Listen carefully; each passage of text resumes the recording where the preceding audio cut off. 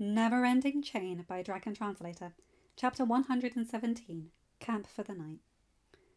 He watched them take the human water den down. He watched as the big dragon that knew where his mate was, and several flameskins carried it using the brown vines humans were fond of. He kept his growl in his throat. He did not want them to know he was still there. They thought he had left, returned to his nest. Fools. That water twister held no authority over him. He just knew when it was feasible to stay and fight, and when retreating granted a dragon another chance. Now he had that other chance. He heard the dragons talking. He knew they were gathering their hatchlings and returning to their nest. Let them.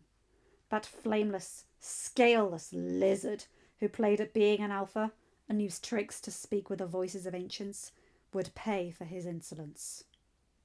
It thought it could act a barrier, keeping his mate from him. Fool. An alpha could bear the matehood, but that one was not an alpha. He would follow these dragons to their nest. He would find his mate. He would bring her home. If that fool human died in the process, well, so much the better. The other dragons would probably thank him for freeing them from its tricks and lies. He paused, a new thought rushing through his mind. They may be so grateful as to name him their alpha. No more having to obey the order of another. He would give the orders.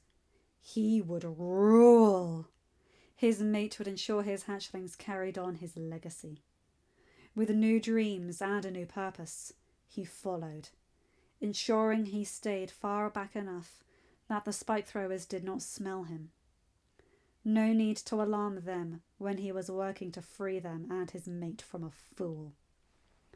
Having a dragon that loved to sing came in handy in a way that Hiccup was not fully expecting.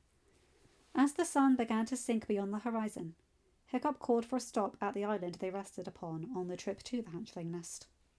There may be a fear of an attack upon the nest, but Hiccup would not push his dragons by making them fly while tired, especially since they carried the ship full of hatchlings, rotating who held the ropes and who just flew often enough during the day. The ship touched down first. Hiccup was grateful that Gida's barrier still held, and it did not seem to tire the mage out.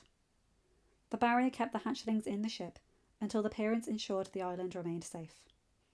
The hatchlings were let out, both to stretch their legs and so that their parents could feed them.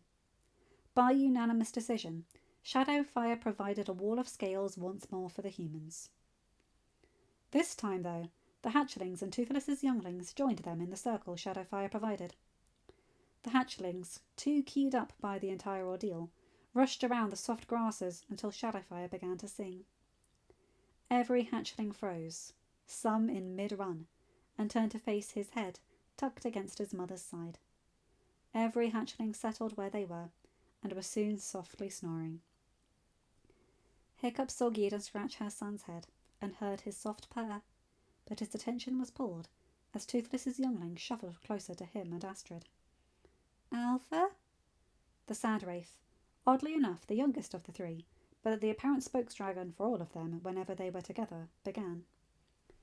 Hiccup was grateful the dragons kept his voice to a whisper. Where will my brothers and I stay when we get home? In my house, Hiccup whispered. Your father lives there with myself, our tiny fang brother, and my father. I'm not going to ever separate you from Toothless again. I vow that. The three relaxed, and all of them nuzzled against him and Astrid, before lying down in a half circle around them. Hiccup smiled. Since no hatchling had been running over them before Shadowfire began singing, that meant no hatchling fell asleep in their laps. The younglings seemed to take full advantage of that, and laid with some form of their body touching Hiccup and Astrid. Hiccup was also grateful the hatchlings did not sleep on him this time. Since this would be the last time she would be allowed to do this, unless a blizzard forced them to shelter in the Great Hall again, Astrid curled under Hiccup's arm. She encircled his waist with her arms and laid her head upon his chest, her braid tickling his chin. Not that he minded.